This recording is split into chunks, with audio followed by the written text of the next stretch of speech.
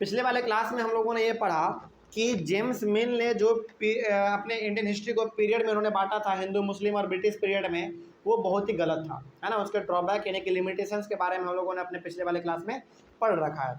आज हम लोग पढ़ेंगे कि जेम्स मिल के बाद भी ऐसे बहुत अलग अलग हिस्टोरियन हमारे सामने आए जिन्होंने इंडिया के हिस्ट्री को बांटने का कोशिश किया, ठीक ना। चलिए इसके बारे में हम लोग पढ़ेंगे। Some other historians divided the Indian history into 3 periods, ancient, medieval and modern period. याद रखिएगा कि जेम्स मिल ने इंडियन हिस्ट्री को किस में बांटा था, कैसे पीरियड में, हिंदू मुस्लिम और ब्रिटिश पीरियड में। लेकिन जेम्स मिल के अलावा जो बाकी अलग अलग हिस्टोरियन हुए उन्होंने इंडियन हिस्ट्री को किस में बांटा, किन किन पीरियड में, एंशिएंट पीरियड, मिडिएवल पीरियड और मॉडर्न पीरियड में इन्होंने बांटा, इस प्रकार से, ठीक है। चलिए आगे बढ़ते हैं। फिर this periodization has two its problems. इस पीरियडाइजेशन का भी यानी कि इस तरीके से जो बांटा गया है इसमें भी बुराई है, इसमें भी खराबी है। क्या खराबी है जानते हैं इसके बारे में। देखिए क्या लिखा हुआ है। It is a periodization that is borrowed from the west where the modern period was associated with the growth of all the forces of modernity like science, technology, democracy, liberty and equality. इसका सबसे बड़ा drawback ये है कि ये जो तरीका लाया गया है ना, एंशिएंट वाला, मीडिएवल वाला, मॉडर्न पीरियड बांटने का, ये तरीका लाया गया है वेस्ट से। वेस्ट मतलब हो गया कि यूरोपियन कंट्री से लाया गया है, हमारे देश का ये दिया हुआ नहीं है। समझ में आ रहा है बात। तो हमारे कंट्री के अलावा जो है, जो हमारे पूर्वी साइड में है, यूरोपियन कंट्री हो गया हमारा, वहाँ से ये सिस्टम लाया गया है। और इस सिस्टम का सबसे बड़ा ड्रॉबैक ये है कि ये कहता है कि जो भी बदलाव हुए हैं भारत में वो सारा का सारा किसके द्वारा हुआ, ब्रिटिशर्स के द्वारा हुआ। किसके द्वारा हुआ, ब्रिटिशर्स के द्वारा हुआ, यानी कि वेस्ट के द्वारा हुआ। वेस्ट का मतलब हो गया कि पश्चिमी देश, है ना। पश्चिमी देश में हमारा यूरोपियन भी आते हैं, ठीक है। तो इनका ये कहना था कि जो भी बदलाव हुए हैं भारत में, अच्छे अच्छे बदलाव, वो किसके द्वारा हुआ, ब्रिटिशर्स के द्वारा हुआ, यानी कि वेस्ट के द्वारा हुआ।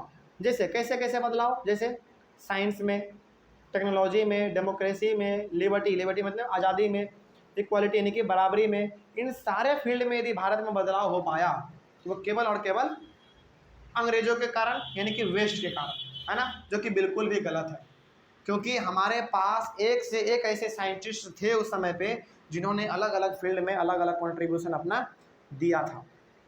तो क्या हम लोग यहाँ से कह सकते हैं कि जिस हिसाब से इन लोगों ने बांटा है वो गलत है? बिल्कुल गलत है, क्योंकि इनका ये कहना था कि जो भी हुआ है बदलाव भारत में वो सारा का सारा अंग्रेजों के द्वारा हुआ है, वेस्ट के द्वारा हुआ है। समझ में आ गया। चलिए आगे बढ़ते हैं। फिर compare to the modern period, the medieval and ancient period were projected as the dark ages. Modern period में यहाँ पे कहा गया है, यानी कि मॉडर्न पीरियड के हिसाब से इन्होंने जिस हिसाब से बांटा है, मॉडर्न पीरियड के हिसाब से कहना है कि मिडिएवल पीरियड और एंशिएंट पीरियड दोनों जो है ना वो बहुत ही डार्क था, मतलब कि बहुत ही अंधेरा था उस समय पे। अंधेरा का मतलब यहाँ पे पूरा अंधेरा नहीं है, अंधेरा का मतलब है कि उस समय पे कोई बदलाव नहीं आया था, है ना। साइंस नहीं आया था, टेक्नोलॉजी नहीं आया था, डेमोक्रेसी नहीं आया था, लिबर्टी नहीं आया था, इक्वालिटी नहीं आया था। ये कहना है इन सभी लोगों का। समझ में आ रहा है बात। तो यहाँ पे आपने ये समझ लिया कि सबसे आगे कौन, मॉडर्न पीरियड। इनका कहना था कि सबसे आगे कौन है, मॉडर्न पीरियड, यानी कि सबसे आगे अंग्रेज है। और जो भी बदलाव हुए हैं एंशिएंट पीरियड में और मिडिएवल पीरियड में वो बहुत ही बेकार था, है ना, बहुत ही काला युग था उस समय का, ऐसा कहा गया है। लेकिन ऐसा बिल्कुल भी नहीं है। उस समय पे हम लोगों ने अलग अलग फील्ड में अलग अलग अचीवमेंट किया था। समझ में आ गया। चलिए, तो यहाँ पे मेनली किसको बढ़ावा दिया जा रहा था, मॉडर्न पीरियड को बढ़ावा दिया जा रहा था, यानी कि अंग्रेजों के पीरियड को बढ़ावा दिया जा रहा था। तो क्या हम लोग यहाँ से ये कह सकते हैं कि ये भी तौर तरीका जो था करने का बिल्कुल ही गलत था। चलिए, देयरफॉर, इसीलिए, देयरफॉर का मतलब इसीलिए, many historian refer to this period as colonial. इसीलिए बहुत सारे हिस्टोरियन ने अंग्रेजों के पीरियड को क्या कहा, कॉलोनियल कहा। समझिएगा इस चीज़ को ध्यान से। मॉडर्न पीरियड के बारे में मेनली जो है हम लोग यहाँ पे ये पढ़ लिए कि मोटा मोटी यहाँ पे हर बार बढ़ावा किसको दिया जा रहा था, मॉडर्न पीरियड को बढ़ावा दिया जा रहा था, यानी कि अंग्रेजों को बढ़ावा दिया जा रहा था, जो कि बिल्कुल ही गलत था। क्योंकि हम लोगों ने बहुत कुछ अचीव किया है अपने एंशिएंट और मीडिएवल पीरियड में भी। तो बहुत सारे हिस्टोरियन ने कहा कि नहीं, ये भी तरीका क्या है, गलत है हिस्ट्री को बांटने का, ये भी तरीका गलत है। तो यहाँ से अलग अलग हिस्टोरियन ने फिर किसका रास्ता अपनाया, कॉलोनियल का। अब अगले क्लास में आपको मालूम चलेगा कि आखिर कॉलोनियल है क्या। यहाँ तक कोई समस्या?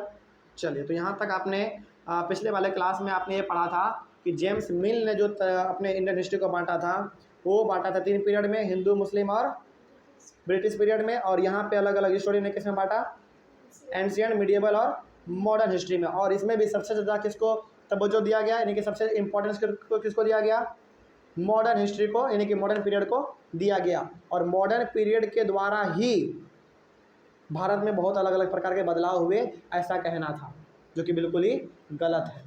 तो ये भी जो बांटने का तरीका था इंडियन हिस्ट्री को, वो भी गलत साबित हुआ। इसीलिए बहुत सारे हिस्टोरियन ने इस पीरियड को क्या कहा दिया, मॉडर्न पीरियड को कॉलोनियल कहा दिया, यानी कि अंग्रेजों का जो शासन रहा भारत में, उसको क्या कहा, कॉलोनियल कहा दिया। अब अगले वाले क्लास में आपको मालूम चलेगा कॉलोनियल के बारे में, ठीक ना। चलिए, यहाँ पे कोई डाउट यहाँ तक?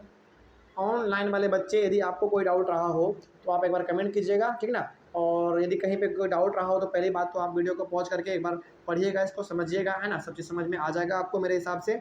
और फिर भी यदि कोई डाउट रहता है तो आप एक बार कमेंट कर लीजिएगा, ठीक है ना।